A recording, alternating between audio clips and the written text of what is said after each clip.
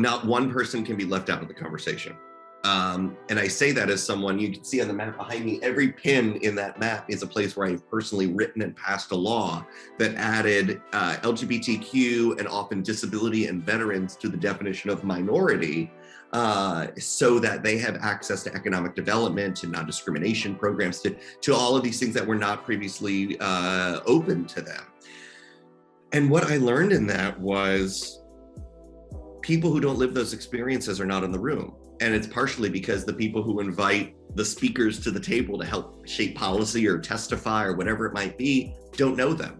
So it's incumbent on, again, I think the privilege of privilege is being able to be in that room and then say, by the way, who's not here?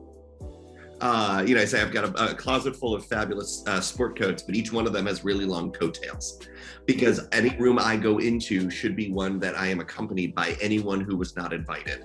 And on a national level, that has to happen. We cannot keep talking about things like climate change in the abstract. We have to bring in the people who are going to be the most affected by it. Low income, minority Americans who live on coastlines, who do not have the ability, as they're telling people, oh, we'll give you a tax credit to pick up and move inland. They cannot do that. Mm-hmm.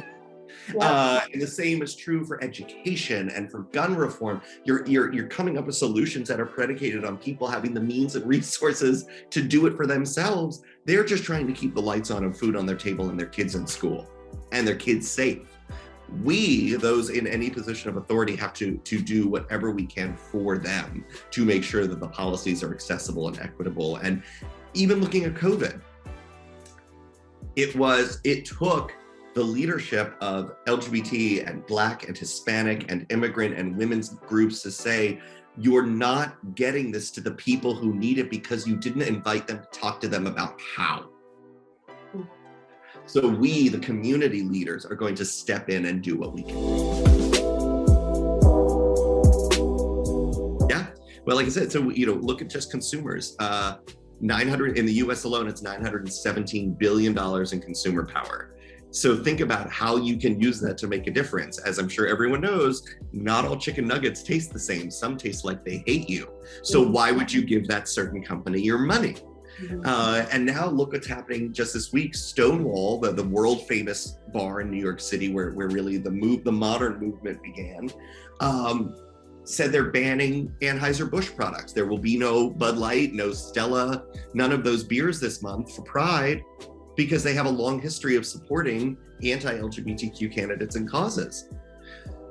So with a little bit of research, we can all do that in our own lives. You could check the HRC Corporate Equality Index. You can look at the NGLCC to see what companies are investing in our community's businesses.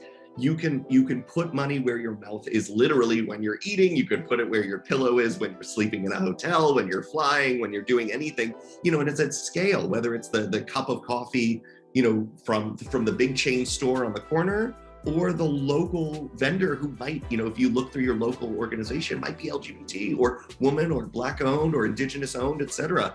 So putting money back into the system that we control matters, especially when there's stats out there that upwards of 70% of all purchasing decisions by our community and our allies is influenced by what we know about a company's stance on LGBTQ issues. Mm-hmm. And that's similar at scale for other minority groups. They do the same for women and people of color, et cetera. So the consumer implications are vast, but it's a drop in the bucket compared to our GDP impact.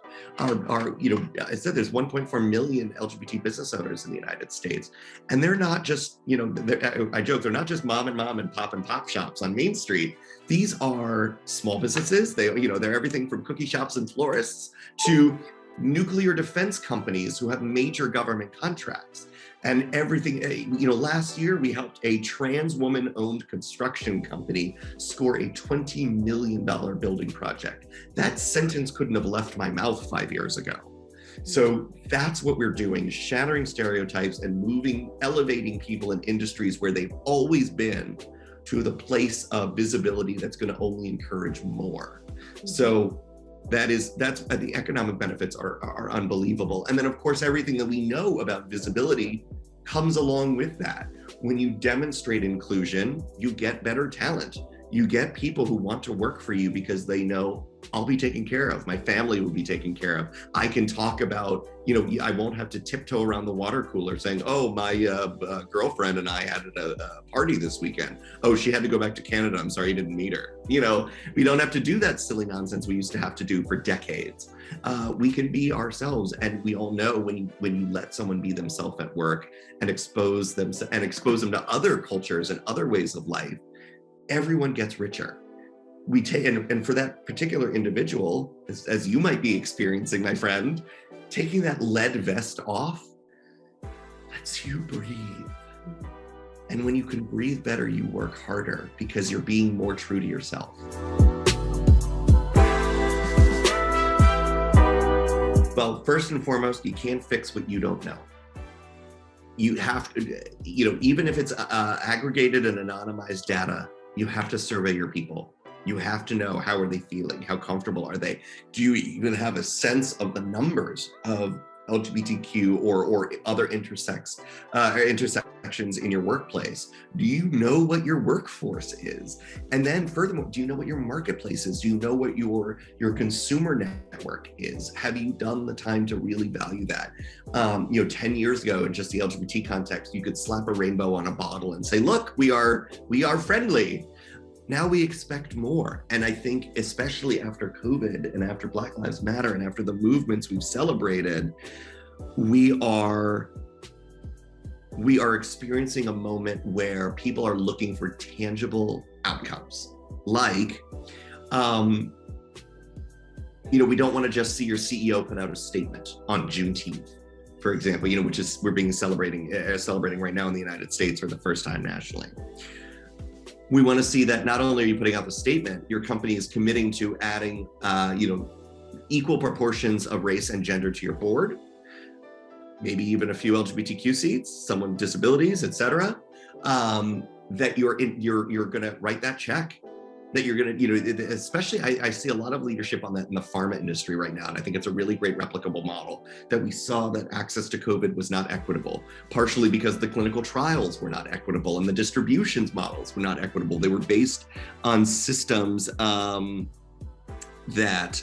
didn't benefit enough of the people who needed it most.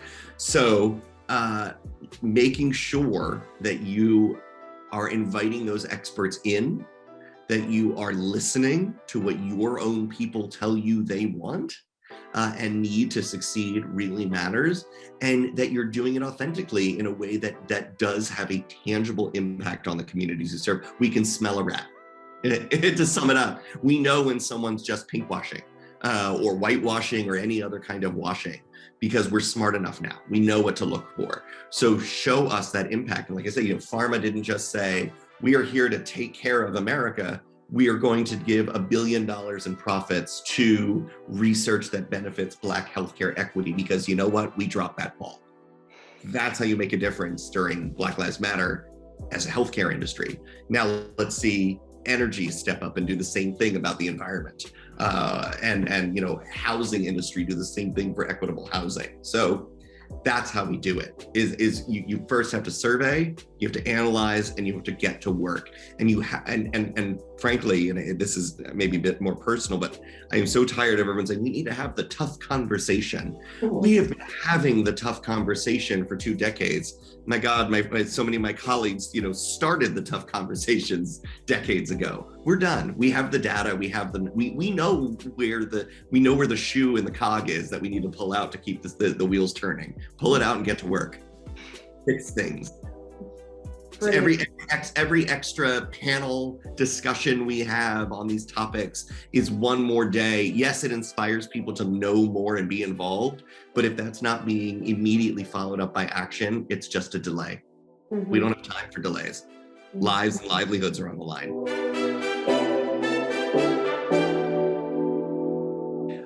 Do not be silent. Silence, as we said throughout the AIDS epidemic, silence equals death. If you see something inappropriate, offensive, hurtful, say something. Report it. Comment if you can safely. And also know there are people out there who just want to do nothing but instigate and will not be moved. But you have to try. And more importantly, be the counter to that. Light always outshines darkness, always.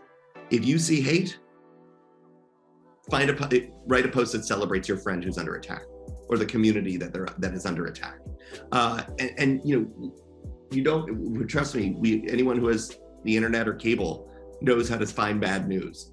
Amplify some good. Let people know that it's not all bad. It's one of the things that I love so much about working in the LGBT space is, for every story out there about they're coming for our rights, they're coming to attack our children and our trans brothers and sisters, we can then say, yes, and despite that, look at this success. Look at this openly gay member of a president's cabinet. Look at. We need more of that. Be that beacon of light that somebody else needed. And even on social, the amount of texts and emails that I get from particularly young people, high school and college age university students, who write me and say, I wish I could vote for you. I don't live where you live, but I see you online and you say the things I always want to say out loud, but it's not safe where I live.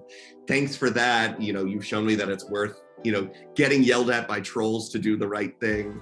And that's who I do it for. And that's, I think, what all of us really want to be doing it for. So be that light. I end every conversation I ever have with student groups and corporate groups with the same quote, the Margaret Mead quote: "Never doubt that a small group of thoughtful, committed citizens can change the world, because it's the only thing that ever has." And each and every one of us can be one of those thoughtful, committed citizens. So do that. Change the world in your own little way. You could do it 140 characters at a time.